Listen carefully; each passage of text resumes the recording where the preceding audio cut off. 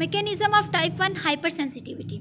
सबसे पहले type 1 hyper sensitivity को हम एलर्जिक रिएक्शंस भी कहते हैं, ठीक है।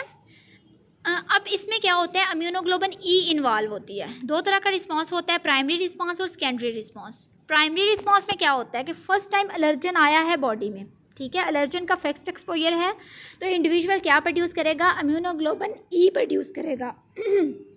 इम्यूनोग्लोबुलिन ई जो है वो अटैच हो जाएगी एप्सिनॉल R1 रिसेप्टर के साथ। वो रिसेप्टर कहाँ पे है, मास्ट सेल्स और बेसोफिल सेल्स पे।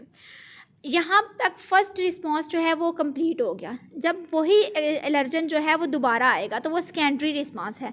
अब एलर्जन दोबारा आया है, एलर्जन बाइंड हो जाएगा IgE के साथ, इम्यूनोग्लोबुलिन ई के साथ। इम्यूनोग्लोबुलिन ई कहाँ पे बाइंड है, एप्सिलॉन R1 रिसेप्टर के साथ, ठीक है। अब इन दोनों के दरमियान क्रॉस लिंकेज बन जाएंगे, ठीक है। क्रॉस लिंकिंग से क्या होगा कि डी ग्रेनुलेशन हो जाएगी मास्ट सेल्स की और बेसोफिल सेल्स की। उसके नतीजे में क्या होगा कि बायोलॉजिकल मीडिएटर्स रिलीज़ होंगे। अब बायोलॉजिकल मीडिएटर्स दो तरह के हैं, एक प्री फॉर्म्ड ग्रेन्यूल मीडिएटर्स हैं और एक न्यूली जनरेटेड मीडिएटर्स हैं। अब हम सबसे पहले बात करते हैं प्री फॉर्म्ड की। प्री फॉर्म्ड में हमारे पास आ जाता है हिस्टामिन और ब्रेडिकाइन। लेकिन अगर हम न्यूली जनरेटेड की बात करते हैं उसमें हमारे पास तीन आ जाते हैं, ल्यूकोट्राइन्स हैं, PAF है और प्रोस्टाग्लैंडिन्स हैं। PAF क्या है, प्लेटलेट एक्टिवेटिंग फैक्टर। अब इनके वन बाय वन फंक्शन देख लेते हैं। हिस्टामिन क्या करती है, हिस्टामिन कैपिलरीज को डायलेट कर देती है, ठीक है।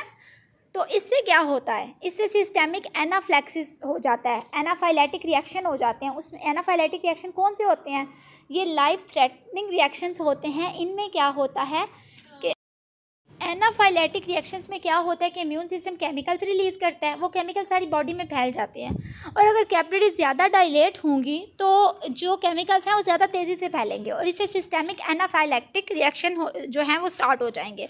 ब्रेडिकाइनिन क्या करता है, ये परमेबिलिटी को इंक्रीज़ करता है और इंक्रीज परमेबिलिटी से क्या होगा कि स्किन पे इफेक्ट होगा, ठीक है। ल्यूकोट्राइन्स के और PAF क्या करते हैं, म्यूकस सेक्रीशन को इंक्रीज़ करेंगे जिसका रिस्पायरेटरी ट्रैक पे इफेक्ट होगा और प्रोस्टाग्लैंडिन्स जो है वो स्मूथ मसल्स को कॉन्ट्रैक्ट करेंगे स्पेसिफिकली डाइजेस्टिव सिस्टम में, ठीक है। तो ये बेसिकली मैकेनिज्म है टाइप 1 हाइपर सेंसिटिविटी का। टाइप 1 हाइपर सेंसिटिविटी किस तरह काम करती है और इसमें बेसिकली हमारे पास दो तरह के रिस्पॉन्सेज हैं, प्राइमरी रिस्पॉन्स है और सेकेंडरी रिस्पॉन्स है।